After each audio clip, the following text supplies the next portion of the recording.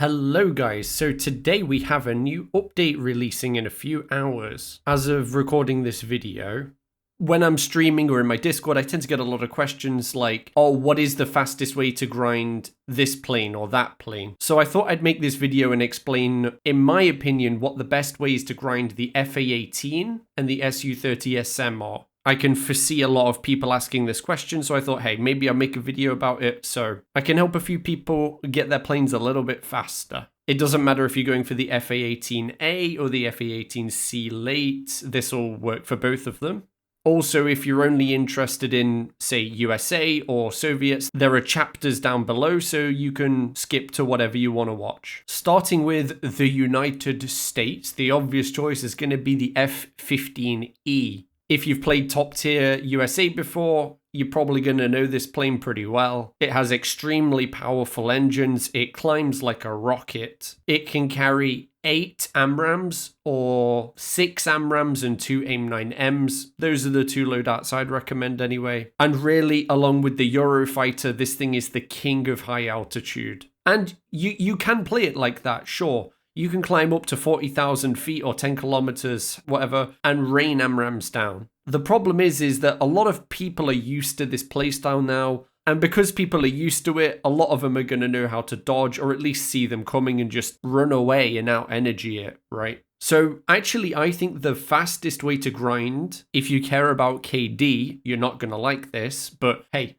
I actually think the fastest way to grind is to play a little bit suicidal. Climb to around 20,000 feet or 6 kilometers and turn off cyclic radar switching. You will need to set up keybinds for horizontal and vertical Q axis. I'm going to be putting out a YouTube short explaining on how this works. So if you just go on my channel and check for shorts, you'll be able to see that. If you're using the arrow keys like I do, this lets you move around the radar and lock up targets you choose instead of having to switch between every single target, which if you've played at high altitude, you know can be a bit of a problem at top tier. So climb to 20,000 feet, accelerate to the extreme speeds that the F-15 can travel at, and use your arrow keys to find targets to fire at. The reason you do it this way and not through the cyclic switching by default is because the radar struggles a little bit with what is it, a missile, is it a target, is it slightly off to the left? I'm not sure why, but when you cue the radar manually, this seems to be a lot less of an issue. You don't make any attempts to evade missiles. You launch yours with extreme speed at close ranges, and while you'll probably die, you're trading, right? And you're going in very quickly, so your game might only last 3 or 4 minutes, and then you can search for a new game, find another one, and provided you're getting 1 or 2 kills in every game, it's probably going to be much quicker to grind out this way than it is flying at high altitude, spending 10 minutes up there and only getting 1 kill. Next on the list, we have the F-111 Aardvark. If you're a base bombing extraordinaire, this is going to be your best choice. It's extremely fast, but it isn't actually as good on small maps because its acceleration is pretty bad. However, once you get up a bit of speed, you're pretty much the fastest plane at your battle rating. The only planes that I've had reliably beat me to bases are going to be MiG-23s that are spaded with no missiles, because of course people do that. You have also a pair of AIM-9Ls for self-defense and a missile approach warning system with a good amount of countermeasures. If you only take 12 500-pound bombs on the outer pylons, it also won't restrict your wing sweep. And of course, because they're lighter, you'll be faster. But that it doesn't restrict your wing sweep is quite important, because if your wings are all the way out because you've got a full load of bombs, you'll be slow because, you know, your wings will rip off otherwise. Just don't be like me and come in too fast, miss the base, do a circle, and hit a tree. Make sure you slow down in advance.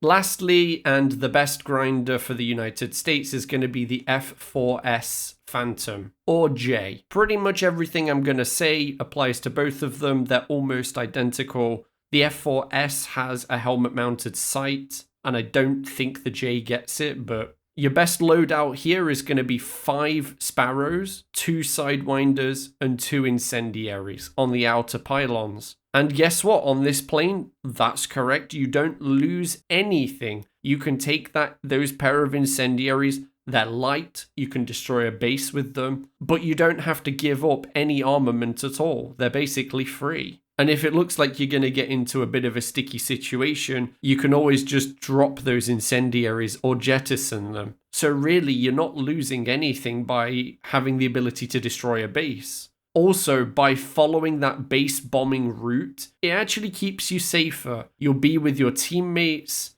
It's much less likely that someone's going to sneak up behind you and shove an R60 up your tailpipe. And again, if you're running with MiG-23s on your team or some other plane that's faster than you, maybe a MiG-21 is running incendiaries and everyone bombs all the bases, you still haven't lost anything, right? You just drop the bombs, oh well, and you've still got your full armament of missiles to go with. Stay at relatively low altitudes, below 100 meters off the ground. Joust with your Sparrows. Generally, you probably don't want a turn fight, although you do have that option. Stick with your team, focus on unaware targets. Hey, if someone's flying up, a kilometer and you see them, you launch a Sparrow at them, it's almost a guaranteed kill.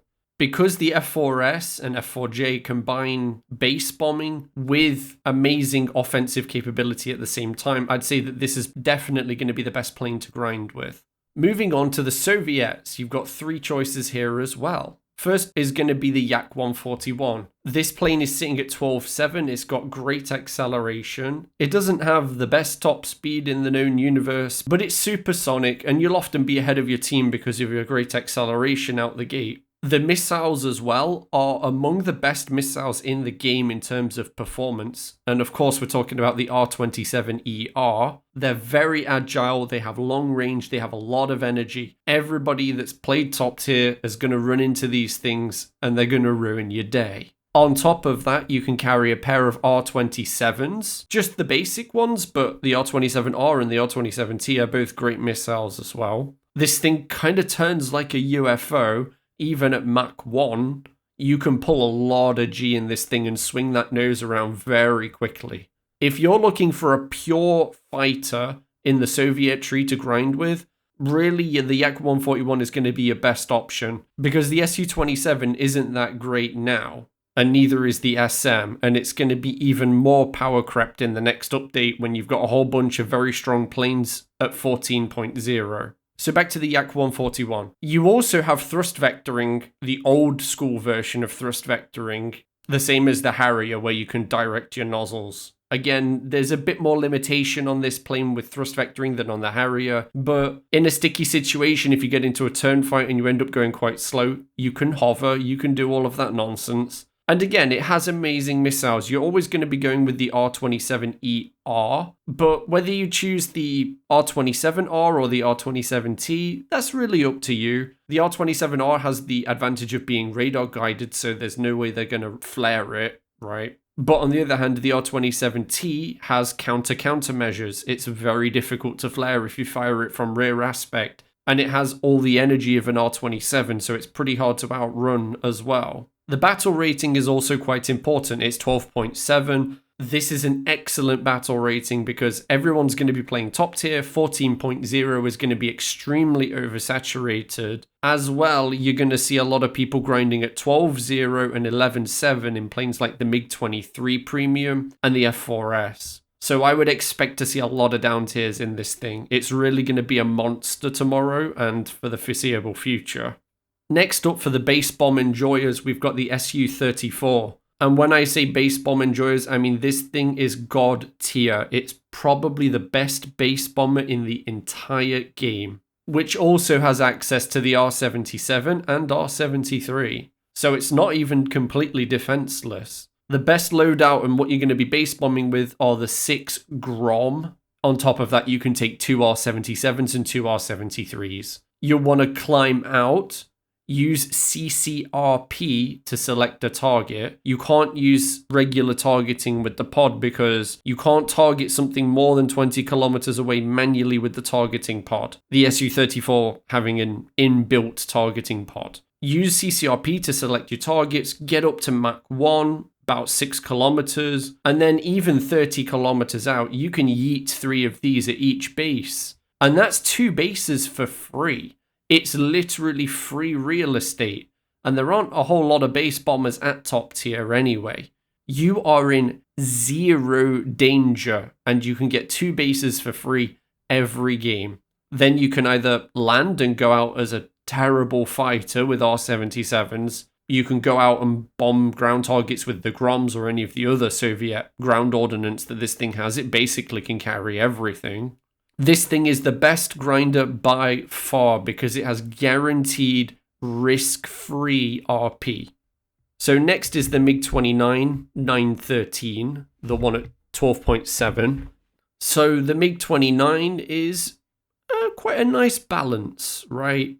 It's a bit like the Yak-141, but better because it can trade 2 R-60s of the loadout for 2 incendiaries. Yes, we're back to incendiaries. Now, yes, you're not exactly full fighter, right? Because you're carrying a pair of incendiaries. However, you do still carry 2 R-27ERs and 2 R-60s. You're very fast, so you'll almost always get a base with this plane. And again, it benefits from the favorable matchmaking, so you'll often get down tiers as well. The addition being is that this plane's a great dogfighter. It has great missiles, helmet-mounted sights. You can't really go wrong with it. It has the light MiG airframe. It's not the heavier version. It turns great battle rating. There isn't really a bad word I can say about this plane. You probably want to take the drop tank for the extra fuel because she's a thirsty girl.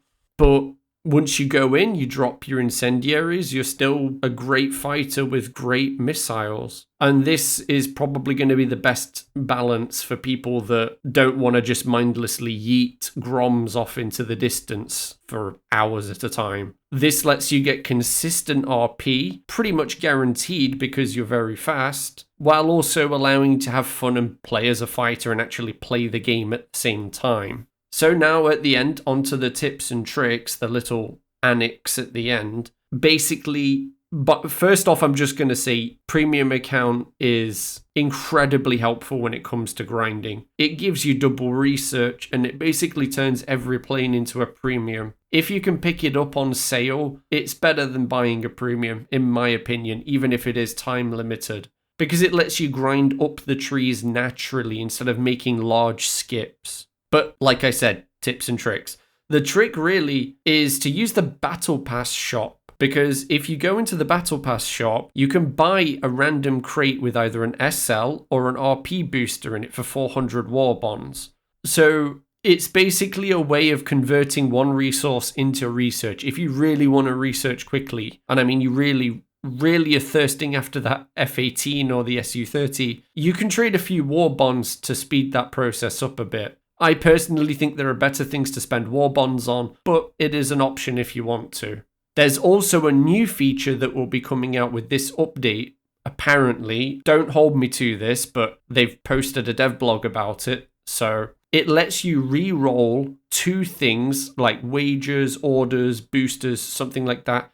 You can re-roll them into something new. It's not guaranteed what you'll get. You can pretty much get any of that crap out again. But it is another option to try and get research boosters if you really want them. And hey, by this point, anyone that's played the game for a while is going to have a very large stack of useless orders and wagers that they'll never use, like the Mission Maker wager. The chances of you ever fulfilling that are very low. So being able to reroll them into something useful is going to be pretty nice. Again, I'm not 100% certain that this feature's coming out on release, but it should be coming out soon. I'm looking forward to this update, you might be able to tell. I can't wait to get my hands on the new planes and bring out some reviews for you, so stay tuned, smash that like button and subscribe, and I'll see you in the next one.